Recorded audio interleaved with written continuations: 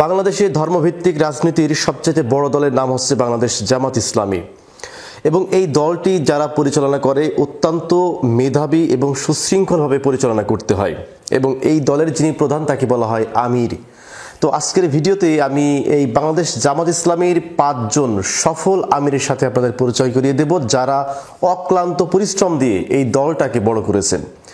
তার মধ্যে আমি 1 নম্বরে যার কথা বলবো তিনি হলেন আব্দুর রহিম, যিনি 1956 সাল থেকে শুরু করে 1960 সাল পর্যন্ত এই দলের আমির হিসেবে নির্বাচিত হয়েছিলেন।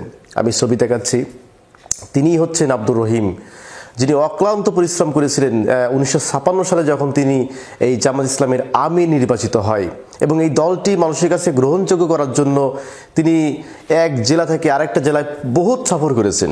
তার ইতিহাস যদি আমরা পড়ি দেখতে পাই, তো সেক্ষেত্রে আমরা বলতে পারি যে এই আব্দুর রহিম সাহেব তিনি অত্যন্ত মেধাবী একজন মানুষ ছিলেন এবং দিনের কল্যাণে জামাত ইসলামের কল্যাণে তিনি এক জেলা থেকে আরেকটা জেলায় তিনি সফর করে বেড়াতেন, যাতে করে এই দলটাকে তিনি প্রসার করতে পারেন এবং আল্লাহর দ্বীনকে বাংলাদেশের জমিনে প্রতিষ্ঠিত করতে পারেন। সেই লক্ষ্যে তিনি আমৃত্যু পর্যন্ত কাজ করে গেছেন।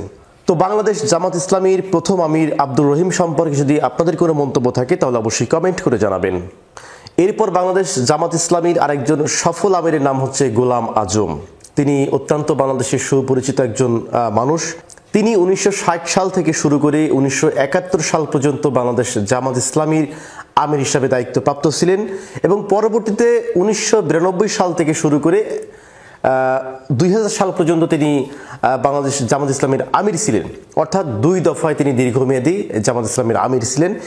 বাংলাদেশ জামাত ইসলামীর তৎকালীন সময়ের নেতাকর্মীদের তথ্য অনুযায়ী গোলাম আজম ছিলেন একজন সৎ, বিনয়ী এবং দলের জন্য একনিষ্ঠ একজন আমির। তিনি দলের জন্য বহুত কাজ করেছেন, দলটাকে এগিয়ে নেওয়ার জন্য তিনি সবচেয়ে জোরালো ভূমিকা পালন করেছেন। তো এই জামাত ইসলামের 2য় দফায় যিনি আমির ছিলেন আমির গোলাম আজম সম্পর্কে যদি আপনাদের কোনো মন্তব্য থাকে তাহলে সেটি অবশ্যই কমেন্ট করে জানাবেন। এরপর বাংলাদেশ জামাত ইসলামীর আরেকজন সফল আমির, তার নাম হচ্ছে মতিউর রহমান নিজামী। তাকে আমরা বলতে পারি যে জামাত ইসলাম নামক এই ইসলামী দলটির সবচাইতে দীর্ঘমেয়াদী আমিরের নাম হচ্ছে মতিউর রহমান নিজামী। তিনি এই দলটির 2000 সাল থেকে শুরু করে 2016 সাল পর্যন্ত এই দলের দায়িত্বে তিনি ছিলেন। তবে তার এই দায়িত্বের ক্ষেত্রে কিছুটা বিতর্কিত ছিল, যেটা শিবির থেকে তোলা হয়েছিল। বলা হয়েছিল তার সঠিক সিদ্ধান্ত না নেওয়ার ফলে দলটাকে অনেকটাই ভঙ্গুর টাইপের হয়ে গেছিল। তবে দলের অন্য যে সমস্ত নেতাকর্মী আছে তাদের তথ্য মতে তিনি অত্যন্ত সৎ, বিনয়ী এবং দলটাকে কিভাবে চাঙ্গা করতে হয় সেই বিষয়ে তিনি সবসময় কাজ করে গেছেন। তো জামাত ইসলামের এই আমির মতিউর রহমান নিজামী, যিনি আমরা বলতে পারি বাংলাদেশের সবচেয়ে দীর্ঘমেয়াদী একজন আমির, এই সম্মানিত আমির সম্পর্কে যদি আপনাদের কোনো মন্তব্য থাকে তাহলে অবশ্যই কমেন্ট করে জানাবেন। এরপরে আপনারা স্ক্রিনে যাকে দেখতে পাচ্ছেন তার নাম হচ্ছে মকবুল আহমদ। তিনি বাংলাদেশ জামাত ইসলামীর একজন আমির ছিলেন। তিনি ছিলেন 2016 সাল থেকে শুরু করে 2019 সাল পর্যন্ত।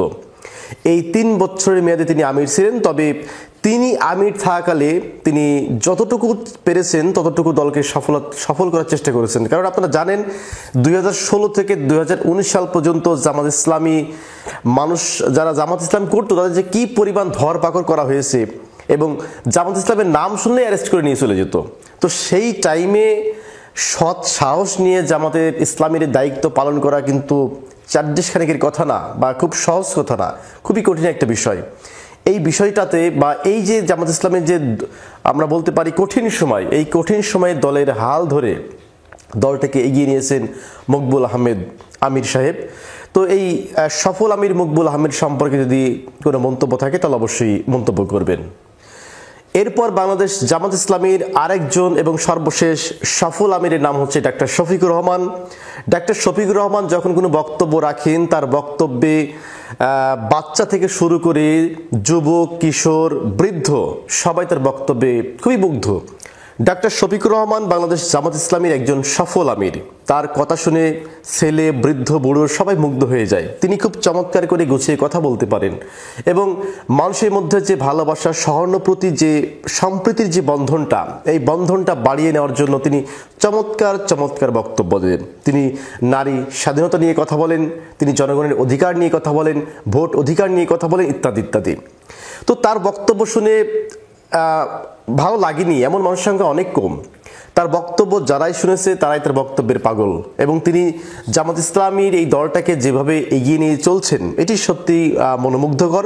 সেই সাথে আমরা বলতে পারি তিনি যে 4 জন সফল আমিরের কথা বললাম সেই সফল আমিরদের মধ্যে একজন অন্যতম সফল আমির হলেন এই ডক্টর শফিকুর রহমান। যদি ডক্টর শফিকুর রহমানের কোনো ভক্ত আমার এই ভিডিওটি দেখে থাকেন তাহলে অবশ্যই কমেন্ট করে জানাবেন। তো প্রিয় দর্শক, আজকের ভিডিওতে যে জামাতের 5 জন সফল আমিরের সাথে আপনাদের পরিচয় করিয়ে দিলাম, এর মধ্যে কোন কোন আমিরকে আপনি সবচেয়ে বেশি পছন্দ করেন সেটি অবশ্যই কমেন্ট করবেন। ভালো থাকবেন, ধন্যবাদ সবাইকে।